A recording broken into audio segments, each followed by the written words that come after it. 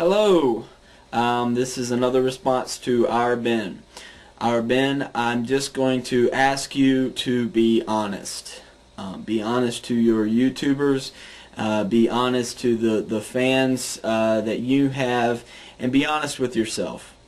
I'm going to refute basically every point you made in the last video and show you where you have said things that just aren't true. Let's do this now. First of all, you said read a contemporary of the Gospels that said Jesus was the Son of God or divine. Here you go. Josephus, born in the 30s AD and was alive during the entire writing of all the Gospels. His words, "Now there was about this time Jesus, a wise man, if it be lawful to call him a man. For he was a doer of wonderful works, a teacher of such men as received the truth with pleasure. He drew over to him both many of the Jews and many of the Gentiles. He was the Christ." That's a divine statement. And when Pilate, at the suggestion of principal men among us, had condemned him to the cross, those that loved him at the first did not forsake him, for he appeared to them alive again the third day, as the divine prophets had foretold these and 10,000 other wonderful things concerning him. And the tribe of Christians so named from him are not extinct to this day.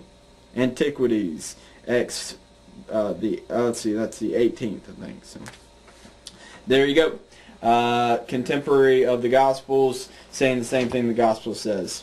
You said that 50 years is not credible. Absolutely, 50 years is credible. Let's say, for example, the Holocaust.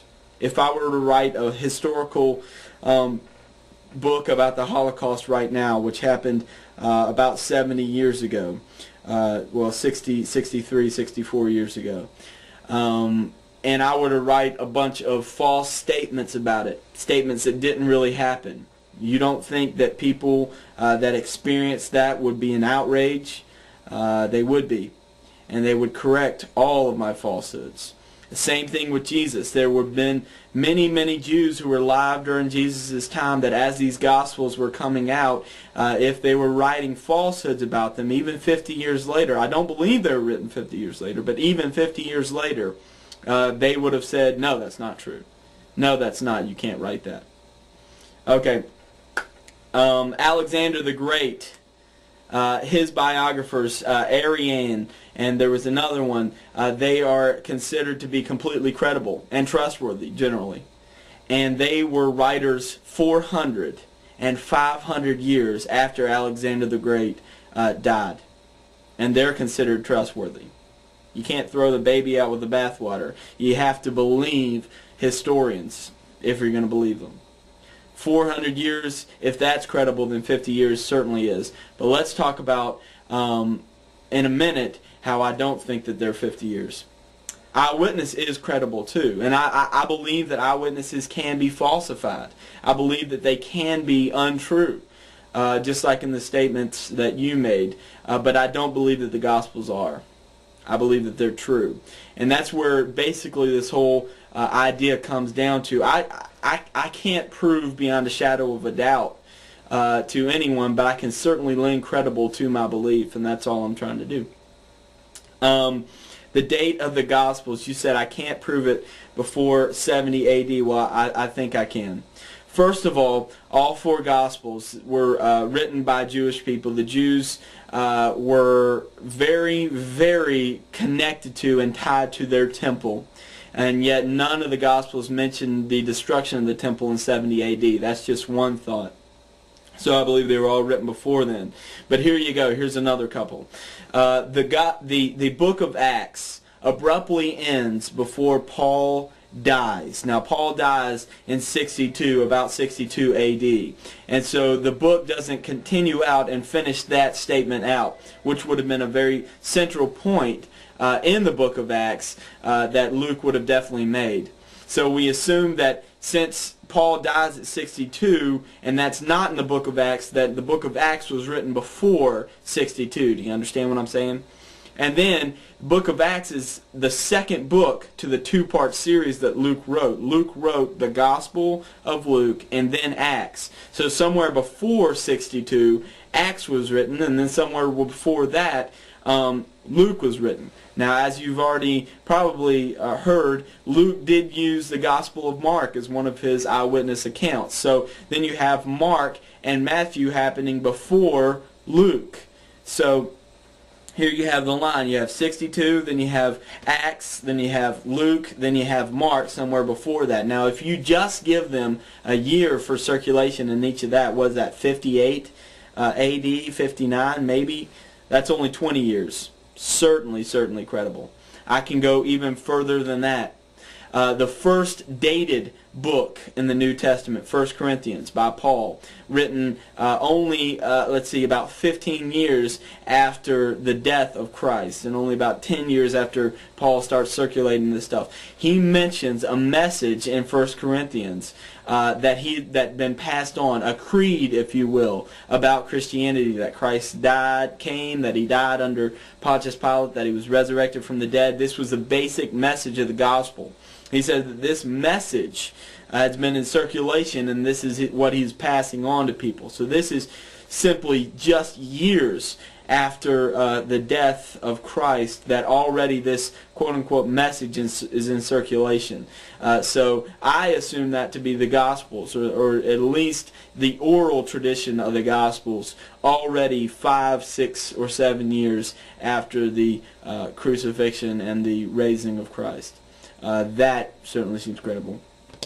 All right, you yourself said that contradict each other and not other sources. That you said that you did not say that they contradict other sources. Well, let's read exactly what you said. Here's a quote from you.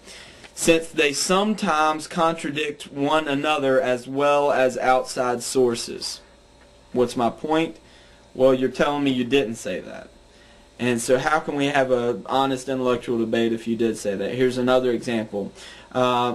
You said that you did not say there's no reason to doubt the gospel's facts. You said that in your last video, that you did not say that. You just simply said that there's no reason to doubt that Jesus existed.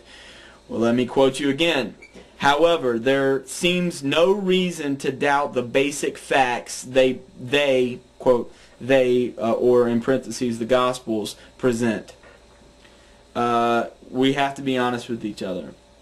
Now, you said that I asked you for the contradiction. Give me a contradiction. I want you to know that you can't make a statement like sometimes the Gospels contradict each other and not have any proof for it. So you either retract that statement or you show me a contradiction. And the refutation of the resurrection, I simply said the resurrection, you said that it didn't happen. Well, then just tell me where Jesus' body is. Tell me where it was buried. Tell me why the Romans or the Jews, when all the early church was saying that he is risen, why didn't they just present that body? It's a lot more difficult than you think to refute the resurrection. People have been trying and trying for hundreds of years. Now, this is what I want to say to the YouTube community. This is the last time that I'm going to respond to Ourben. This is the last time that I'm going to respond probably personally to anyone, because that's not the goal of my heart. I know that these intellectual battles will sometimes, there will be falsehoods in people's arguments, and there's no way that I can fix that. There's no way that we have any scholarly presence to decide who's telling the truth and who's not telling the truth. But I just want you to realize that watch all the videos, watch them, and just see who is telling the truth. See where the contradictions lie. See where the ideas are strong, the ideas are false. Now remember, I'm not trying to prove beyond the shadow of a doubt that the Bible is 100% true. I'm just lending credibility to it. And I have. Now you can take the Bible from there and understand that it's so credible, and then decide whether you believe it or not. Thank you so much.